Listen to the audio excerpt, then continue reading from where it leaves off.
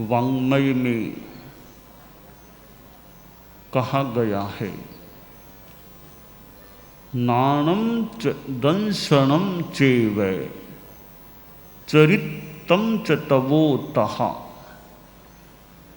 एष मग्गोत्तिपन्नतो जिणेहिं वरदंशिः। आषाढ़ शुक्ला चतुर्दशी है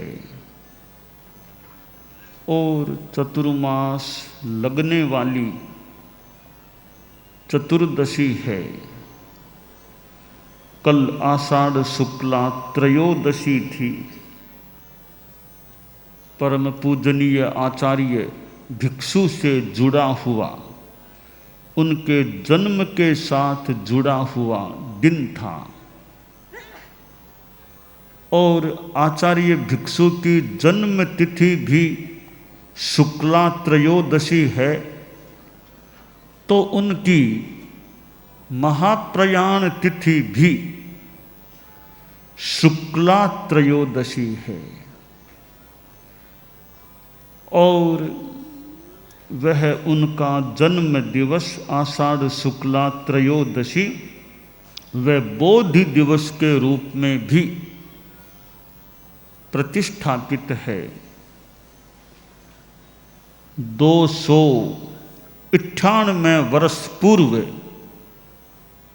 लगभग भीखण जी का, हमारे परम पूज्य भिक्षु स्वामी का कंटालिया में जन्म हुआ था। मारवाड़ कांठा का वह क्षेत्र और जहाँ जन्म लेने वाला व्यक्ति किसी वैशिष्ट्य को प्राप्त हो जाता है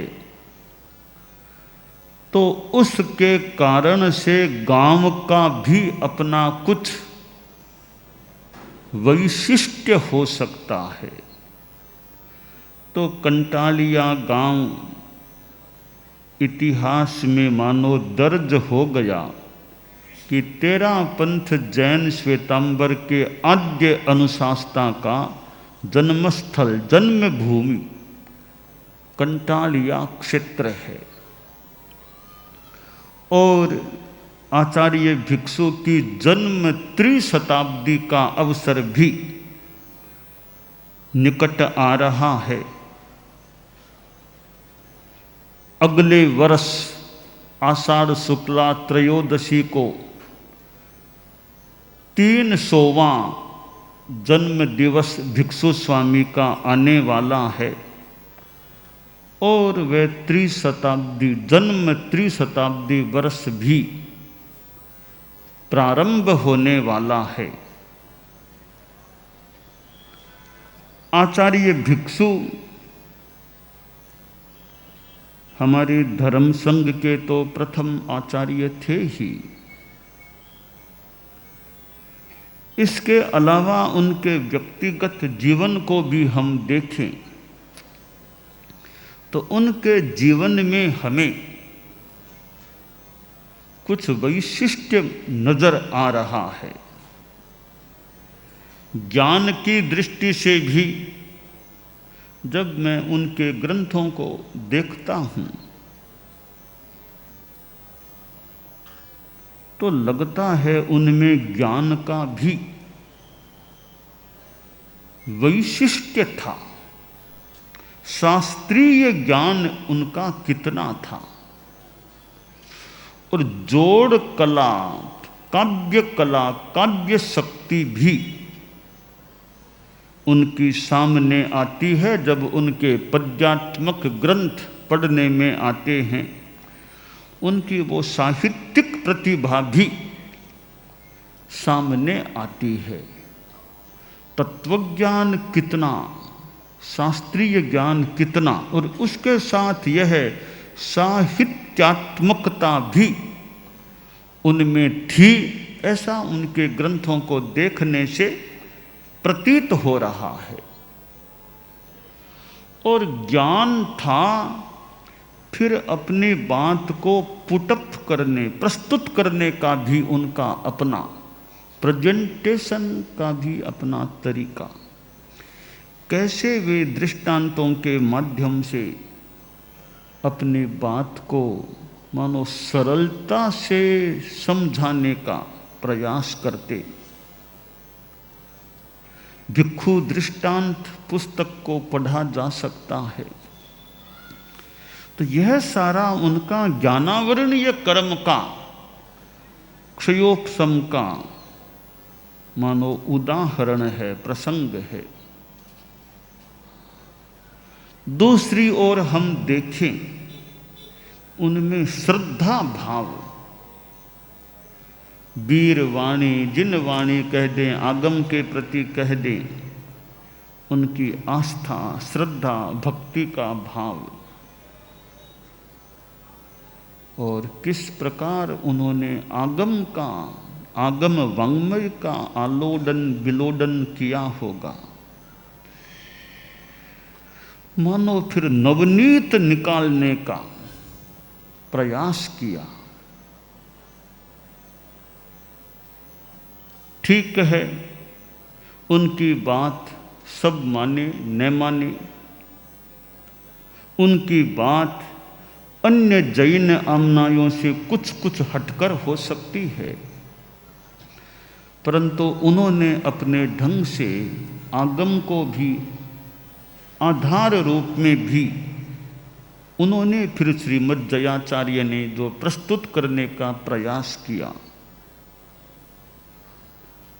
तो एक ओर उनमें प्रतिभा, ज्ञान, ज्ञानावरणीय कर्म का क्षयोपशम था, तो इधर श्रद्धा, आस्था, दर्शन, वह भी उनमें देखने को मिल सकता है। तो फिर आचार पक्ष भी उनका, आचार की दृष्टि से भी उनका अपना जीवन और उनकी क्रांति का एक पक्ष आचार का पक्ष भी, और इधर तपस्या देखें, अपने ढंग से तपस्या, आतापना तपस्या, और हमारे दो मुनिश्री जिनका निवेदन हुआ, और थिरपाल फतेह, उनका निवेदन हुआ कि आप ये तपस्या में लगे हैं, ये तो हमारे लिए छोड़ो, आप तो लोगों का उद्धार करो, लोगों को समझाने का प्रयास करो, ज्ञान दो आप। और स्वामी जी ने मानो कि उनकी बात को स्वीकार कर लिया, स्वीकार हो गई, और उनकी जो ज्ञानात्मक चेतना थी वो दूसरों की तरफ भी मानो जाने, ज्ञान की किरणें लोगों की ओर भी जाने लगी। तो आचार्य भिक्षु का जन्म हुआ। जन्म होना कोई बड़ी बात नहीं है, जन्म हम सब का हुआ है। एक कीड़े का भी जन्म होता है, कुंथु का भी जन्म होता है, थावर जीवों का भी जन्म होता है। तो दुनिया में जन्म लेना कोई ऐसे बड़ी बात नहीं है। जन्म है और मृत्यु है, ये संसार का नियम, क्रम, व्यवस्था है। परंतु जन्म और मृत्यु के बीच का जो ये पीरियड, जीवन काल है, वो बड़ा महत्वपूर्ण हो सकता है। अगर आदमी अच्छा जीवन जिए तो जीवन बड़ा महत्वपूर्ण बन सकता है, और जिसका जीवन महत्वपूर्ण हो जाता है फिर उसका जन्म भी महत्व को प्राप्त हो सकता है। उसकी मृत्यु का दिन भी मनाने लायक बन सकता। आचार्य भिक्षु का हम जन्म दिवस भी याद करते हैं, तो उनका चरम दिवस, चरमोत्सव भाद्रव शुक्ला त्रयोदशी को तो अपेक्षाकृत ज़्यादा रूप में संभवतः मनाया जाता है। और सिरियारी का वह स्थान जो आचार्य भिक्षु का महाप्रयाण स्थल, वहाँ तो कितनी धम्म जागरणा, और भी जगह धम्म जागरणा, तो जिसका जीवन महत्वपूर्ण होता है उसका जन्म दिवस भी उस जीवन के कारण से मानो महत्वपूर्ण बन जाता है और उसका चरम दिवस भी फिर महत्वपूर्ण बन जाता है। कल आषाढ़ शुक्ला त्रयोदशी का दिन और आचार्य भिक्षु का वह जन्म दिवस और बोधि दिवस और 8 चारित्रात्माएं बनी, 2 पुरुष साधु बने, 2 समणियाँ साध्वियाँ बनी, 4 मुमुक्षु बाइयाँ साध्वियाँ बनियों, 8 दीक्षाएं कल हुई।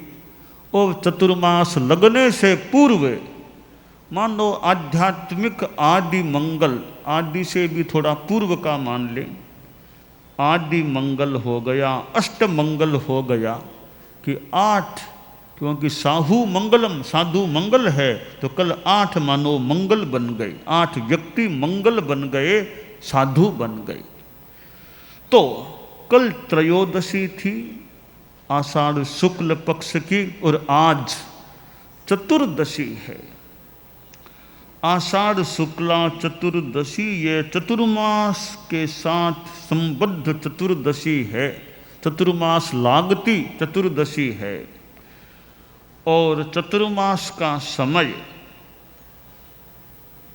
4 महीनों का समय आराधना की दृष्टि से महत्वपूर्ण बन सकता है।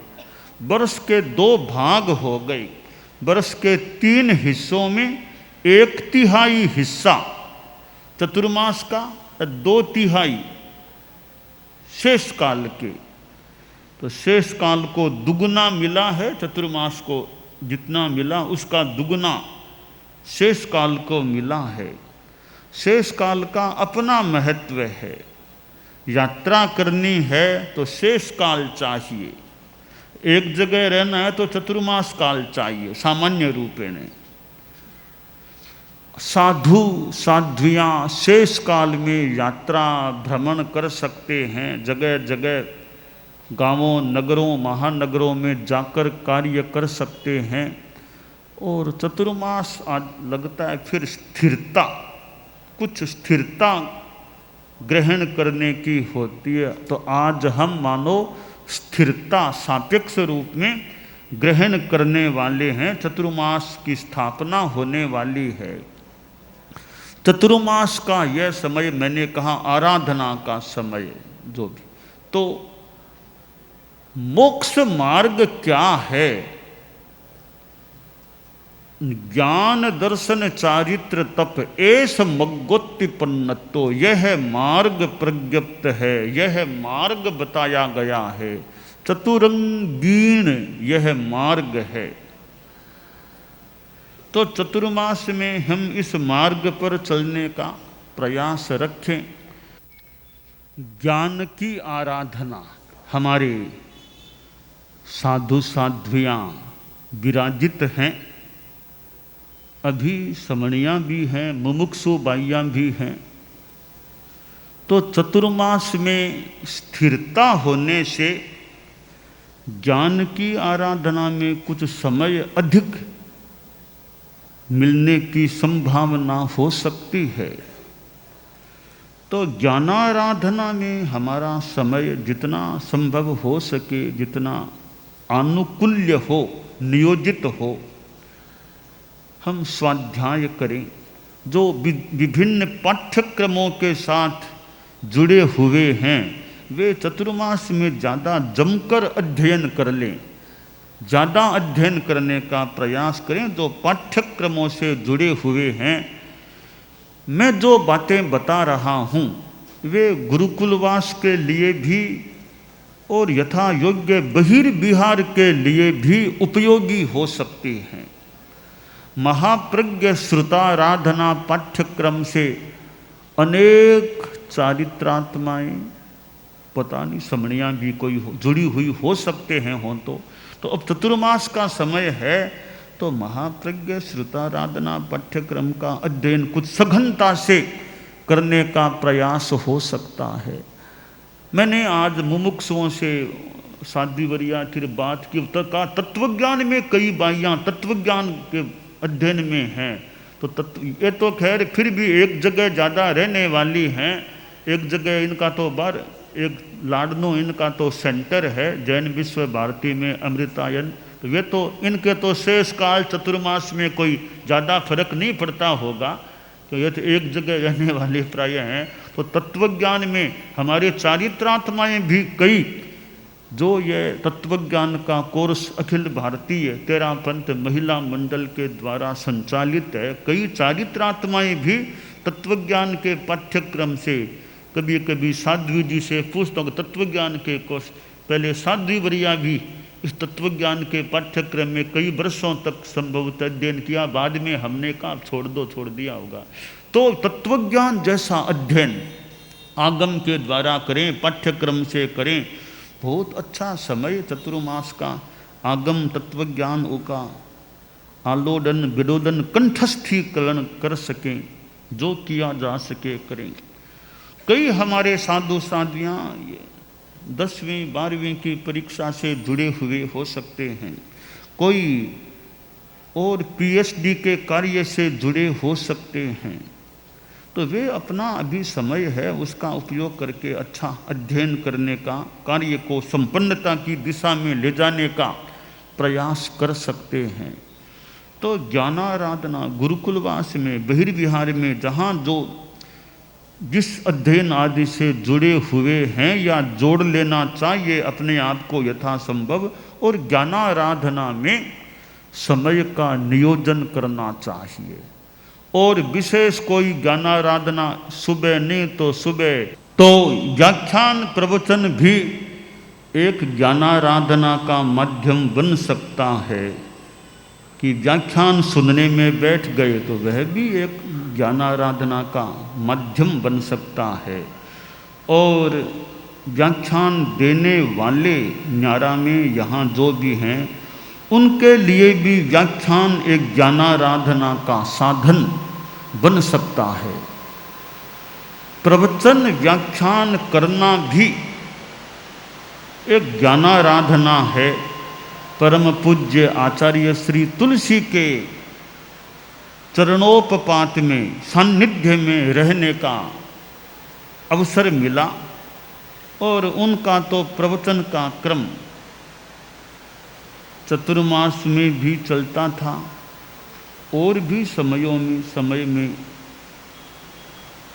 चल सका होगा। चतुर्मास में उनका क्रम और फिर वो आगम, फिर उपरला व्याख्यान जो भी, तो यह व्याख्यान देना भी ज्ञानाराधना है।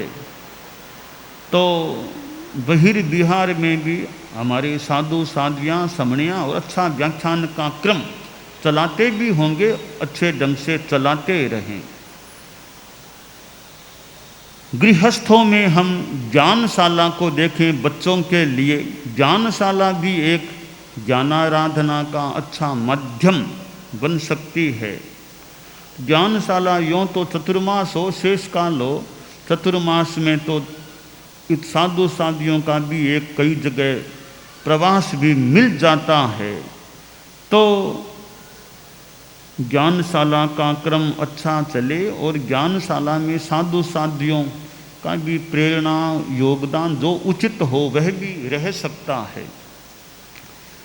और भी जैन विद्या कार्यशाला, जैन विद्या की परीक्षाएं जैन विश्व भारती समण संस्कृति संकाय के द्वारा होती है। आज मुमुक्षु भाइयों ने भी बताया कि कितने भाइयों ने जैन विद्या से वो जुड़ी हुई है, कितनों ने तो पूरा कर दिया, 9 वर्ष पूरे कर दिए। तो मुमुक्षु भाइयाँ ये भाइयाँ भी जैन विद्या से भी, मुझे आज पता चला हुआ, जैन विद्या से भी जुड़ी हुई है। जैन विश्व भारती का यह समण संस्कृति संकाय का विभाग जैन विद्या के माध्यम से मैं जहाँ तक समझ पा रहा हूँ, आकलन यथासंभव या कर रहा हूँ, यह भी अच्छा माध्यम है। जैन विद्या की ये परीक्षाएं ज्ञान विकास की, जैनिज्म के ज्ञान के विकास की, यह भी एक ये परीक्षाएं भी अच्छा माध्यम बन सकती है। परीक्षाओं में गुणवत्ता रहे, अच्छापन रहे और सुव्यवस्थित ढंग से यह क्रम जैन विद्या के अध्ययन का चलता रहे। और जैन विश्व भारती तो कितना साहित्य जैन विश्व भारती से उपलब्ध होता है। अब आगम पढ़ने होते हैं तो आगम तो हमें बहुलतया संभवतः जैन विश्व भारती के जो आगम हैं प्रकाशित वो हमें व्याख्यान में और में स्वाध्याय में पढ़ने में काम आते हैं। तो जैन विश्व भारती तो मानव साहित्य का भंडार है, पुस्तकों का भंडार है, जहाँ कितने प्रकार का साहित्य है, वर्धमान ग्रंथागार और हस्तलिखित कितनी पांडुलिपियाँ प्रतियाँ जैन विश्व भारती में है। एक छोटा सा भंडार हमारा लाडनों का सेवा केंद्र में जो हमारा संघीय भंडार है वो भी छोटा सा भंडार है। कितनी हमारी संघीय सामग्री, हमारे पुराने ग्रंथ चीज़ें हाथ से लिखे हुए, और हमें उस लाडनों के सेवा केंद्र छोटे से भंडार में कुछ सामग्री मिल सकती है। तो यह साहित्य है वो एक ज्ञान विकास में हमारा माध्यम बन सकता है। तो चतुर्मास के समय साधु साध्वियाँ समणियाँ ये भी पुस्तकों की उपलब्धि भी अच्छी हो सकती है, जहाँ हो जाए तो उनका यथा योग्य उपयोग करें और साहित्य का स्वाध्याय करें। कि स्वाध्याय करें तो साहित्य की महत्ता है, स्वाध्याय न करें तो साहित्य अलमारियों की शोभा तो हो सकती है। एक आदमी ने कहा, ये जो हमारा साहित्य और जो है, उन्होंने कहा भी साहित्य है ये हम कितना समझ पाएंगे कि नहीं समझ पाएंगे यह तो पता नहीं, कि हमारे रख देंगे तो पूजनीय पूजा योग्य साहित्य रहेगा, समझ तो हमें कितना आएगा नहीं आएगा, जो भी कहा। तो यह साहित्य है पूजा योग्य, तो उनकी भाषा किसी की हो सकती है, मूल ज्ञान के रूप में ज़्यादा काम आए। साहित्य पढ़ा है तो कभी आदमी कोई पुस्तक निकाल के पढ़ भी ले, तो यह ज्ञान का विकास हमारा चतुर्मास में हो, ऐसा प्रयास किया जा सकता है। और विभिन्न कक्षाएं, ये कक्षाएं यानी शिविर भी लगते हैं चतुर्मास में। ये उपासक शिविर क्या, और कभी विदेशियों का प्रेक्षा ध्यान शिविर क्या, और भी ये साध्वी प्रमुखा जी और ये भाइयों की महिलाओं की और की क्लासें वगैरह क्रम जो चलता है, ये क्लासें भी ज्ञान विकास में सहायक बन सकती हैं। तो विभिन्न रूपों में इधर किशोर हैं, ये कई 24 कईयों ने सीखी होगी, सीख कन्याओं छोटी बाइयाँ, ये बालिकाएं और ये किशोर मंडल के बच्चे और हैं। तो इस बार 24 का भी एक क्रम देखने में आ रहा है। तो 24 को याद रखना भी सीखना भी अच्छी बात है। 24 का स्वाध्याय करें तो 24 याद पक्की हो गई है, तो एक गीत रोज चितार लें क्रम से। पहले तीर्थंकर की स्तुति, दूसरे की कम से कम एक ज़्यादा करें तो अच्छा, एक रोज परम पूज्य गुरुदेव तुलसी विराजमान थे, मुझे याद है पश्चिम रात्रि में 24 का एक गीत चलता था, 24 पूरी हो जाती, थोड़ा दिन फिर थोड़े दूसरे कुछ चल जाते होंगे, वापिस 24 शुरू हो जाती। तो वो 24 पश्चिम रात्रि में एक गीत का स्वाध्याय, एक बार एक 24 का राउंड पूरा हो गया, थोड़ा सा बाद में शायद कभी विराम हो जाता, फिर वो क्रम शुरू हो जाता। और आचार्य श्री महाप्रज्ञ जी के सानिध्य में भी यह 24 का अब भी चलता है। तो 24 जैसा ग्रंथ याद है। 24 में मूल तो मान लें स्तुति है, पर केवल स्तुति ही नहीं है, 24 में तत्वज्ञान की बातें भी है। 14वां गीत देखो, ये तत्वज्ञान की बात, ऐसे कहीं निक्षेप की बातें आ गई, कहीं अमूर्ति पूजा मूर्ति पूजा की कोई बात, यो 24 में तत्वज्ञान की बातें भी हैं। और 24 में आध्यात्मिक दिशा दर्शन भी, तन चंचलता मेटने पद्मासन, यानी आध्यात्मिक साधना की बात भी है।